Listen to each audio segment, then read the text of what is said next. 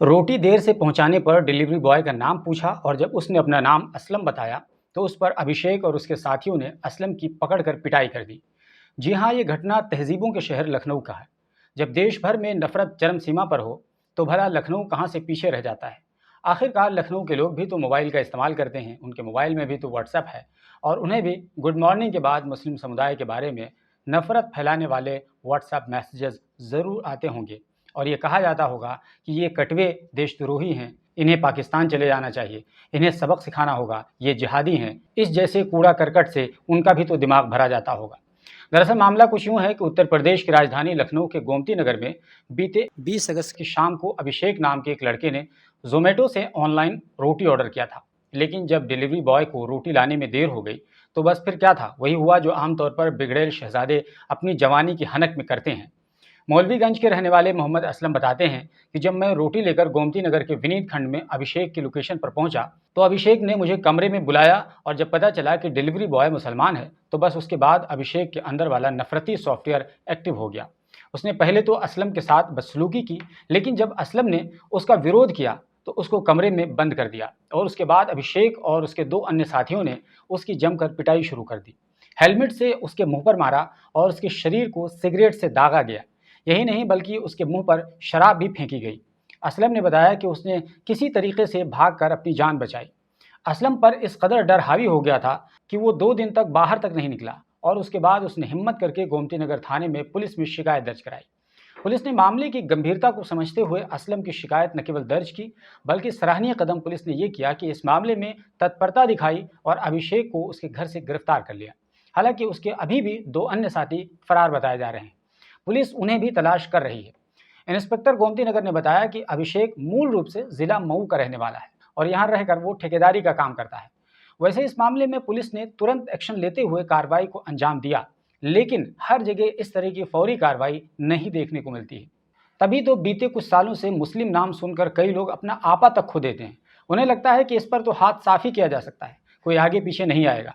यहाँ तक कि अब तो इस देश में ये हालत हो गई है कि मुसलमानों को मारना, गाली देना, चिढ़ाना और उन्हें देशद्रोही कहना, जिहादी कहना एक फैशन सा बन गया है। मानो अगर किसी ने मुसलमान को मुल्ला, कटवा या देशद्रोही और जिहादी नहीं बोला तो उसके ही देशभक्त होने पर सवालिया निशान लग जाएगा। इसलिए अगर खुद को पक्का वाला देशभक्त साबित करना है तो मुसलमानों से नफरत करना सीखना होगा। उन्हें रोज़ सुबह शाम एक एक गाली सोशल मीडिया पर लिखना, बोलना या देना होगा। अगर सोशल मीडिया नहीं चलाते हैं तो क्या हुआ, उसके लिए भी एक उपाय है। कम से कम मुंह से कुछ गालियां बुदबुदा देने से भी काम चल जाएगा। हाँ, इतना ज़रूरी है कि इस बात को अपने आसपास के सर्किल में बताना पड़ेगा कि आपके दिल में भी मुसलमानों के प्रति नफरत भरा हुआ है और वो भी कूट कूट कर भरा हुआ है। अगर ये क्राइटेरिया फुलफिल कर पाते हैं तो मुबारक हो, आप पक्के वाले देशभक्त हैं इस नए भारत में। और अब आपको देशभक्ति के आड़ में किसी भी तरह का अपराध करने की छूट और आज़ादी है। ये है इस नए भारत में देशभक्त बनने का नया और बिल्कुल आसान तरीका।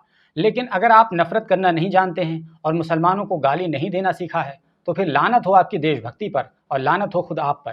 क्योंकि पिछले कई सालों से सत्ता के संरक्षण में पूरे देश में कमोबेश नफरत का प्रवाह बहुत तेजी के साथ बह रहा है और आपने इस नफरती बहाव से खुद को अब तक दूर रखा है।